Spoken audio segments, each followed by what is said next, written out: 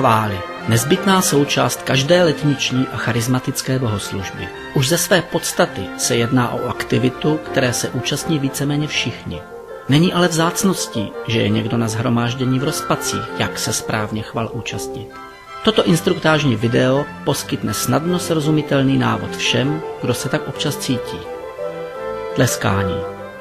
Vzhledem k tomu, že většina bloků chval začíná radostnou písní, představuje tleskání do rytmu snadný a efektivní způsob, jak se uvolnit. Když to ale budete zkoušet, budete možná váhat, na kterou dobu vlastně tleskat. Z toho si nic nedělejte. Jasno v tom nemá většina dnešních účastníků letničních bohoslužeb. A přitom je tleskání do rytmu tak jednoduché. V celém taktu se tleská na druhou a čtvrtou. Ve dvoučtvrtním jen na druhou a na první ne. V 6/8 taktu se tleská na čtvrtou dobu, zatímco ve 3/4 taktu není třeba tleskat vůbec. Prostě stačí sledovat bubeníkovu levou ruku. Kdykoliv udeří do malého bubnu, je třeba tlesknout. Tanec. Při chvalách mohou nastat chvíle, kdy své rozpoložení budete chtít vyjádřit pohybem, ale nevíte, jak na to, aby to bylo správně. To nevadí. Stačí si připomenout, že tančit neumí ani nikdo kolem vás. Nejsnadnější je jen skákat do rytmu písně. Říkat tomu tanec je sice docela nadnesené. Nezasvěcený návštěvník by to nazval jen poskakováním, většině lidí to ale stačí.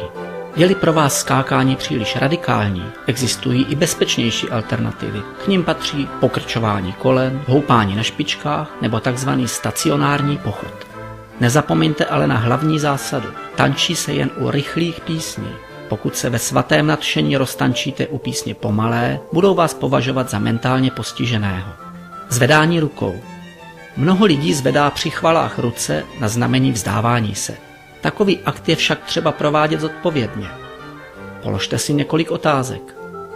Použil jsem deodorant? Je-li odpovědí ne, nezvedejte ruce co nejvýš. Vašeho souseda by to mohlo rozptylovat. Uplatněte raději metodu na půl žerdi. Svého kolegu ušetříte agónie. Kolik mám místa? Než vymrštíte ruce do vzduchu a na znamení nadšení je rozkýváte, zkontrolujte velikost svého operačního prostoru. Nic nedokáže zážitek z chval ukončit rychleji, než monokl na oku od bratra v Kristu. Opravdovost. Zpívat, tančit a tleskat může každý.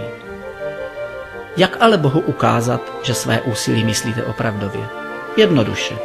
Po celou dobu je nutno používat odpovídající výrazy tváře. Těch se většinou dosahuje předstíráním různých fyzických potíží. Vyzkoušejme si to. Ruce zvedněte přibližně do úrovně ramen. A teď si představte, že se zbavujete ledvinového kamene. Správně, velmi věrohodné. Nezapomínejte ani na zavírání očí. S otevřenýma očima se s Bohem komunikovat nedá. To je zásada. Pokud už oči musíte mít otevřené, zírejte alespoň na strop nebo někam nahoru. Budete vypadat duchovněji. Nyní máte v rukou všechny nástroje k tomu, abyste mohli efektivně uctívat Boha. Nebo aby to alespoň tak vypadalo.